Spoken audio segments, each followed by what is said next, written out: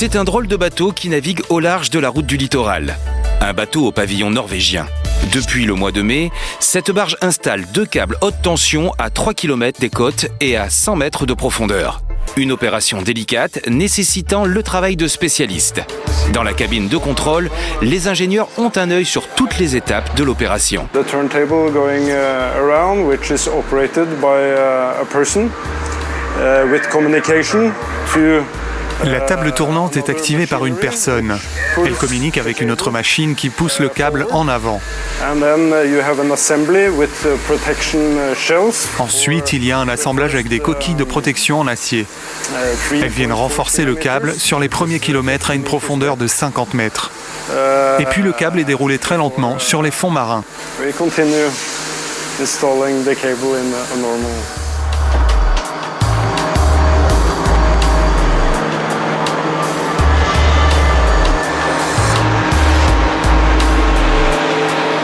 La barge fait 3 voyages entre Saint-Denis et la Possession.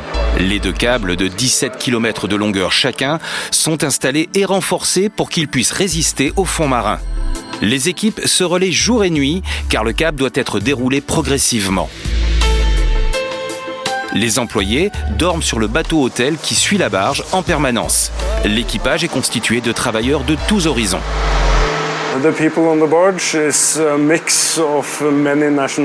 Les personnes à bord sont un mix de plusieurs nationalités.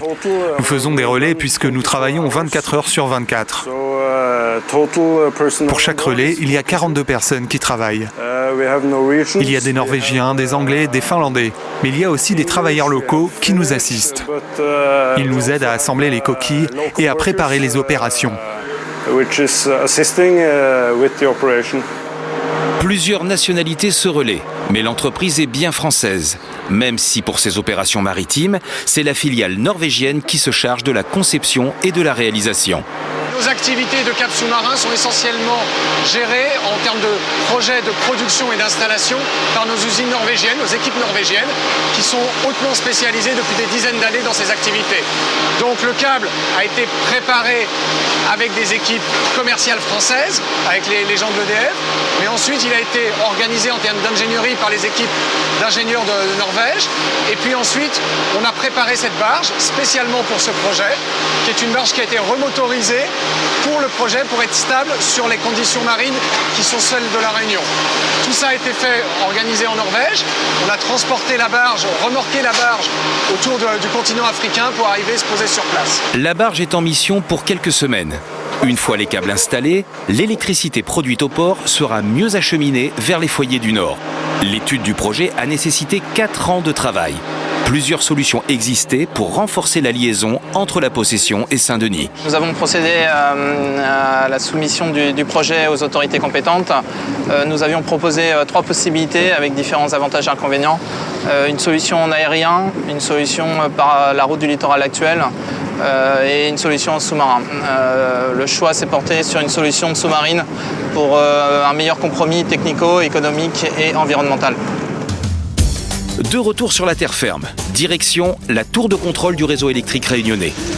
Sur cette carte, l'état du réseau est surveillé en permanence. En début d'année, le réseau a été fortement perturbé par les orages. Les câbles installés sous l'eau permettront de renforcer les liaisons électriques dans le nord. Les problèmes que nous avons eus sur le réseau le 10 mars 2011 étaient la perte des liaisons entre le nord et l'ouest. En plus, simultanément, on a eu des pertes de liaisons entre l'ouest et le sud et entre le sud et le nord. Donc on s'est retrouvé avec 3 micro-réseaux et donc qui auraient pu nous conduire au blackout. Donc la construction de cette liaison sous-marine nous aurait permis d'avoir toujours ce lien entre le nord et l'est et nous aurait certainement mis plus à l'abri du problème redouté de blackout pour un réseau insulaire. Malgré les efforts de développement des énergies renouvelables, 40% de l'électricité provient des centrales au fioul. Pour des raisons d'acheminement, elles sont toutes basées au port, ce qui explique l'importance de liaisons solides avec le reste de l'île. Aujourd'hui, on a quand même bon an mal an une bonne répartition des moyens de production sur l'île. Néanmoins, ces dernières années, effectivement, les nouveaux investissements sur l'île ont eu lieu sur l'ouest. Voilà, donc effectivement, il faut être en capacité d'acheminer cette énergie dans les autres zones de l'île. Donc le câble nous servira à ça. Et demain, nous avons aussi d'autres projets pour acheminer l'électricité dans le sud. Pour le sud, la barge franco-norvégienne ne sera pas nécessaire. Le récif corallien de l'ouest ne permettra pas un passage sous-marin.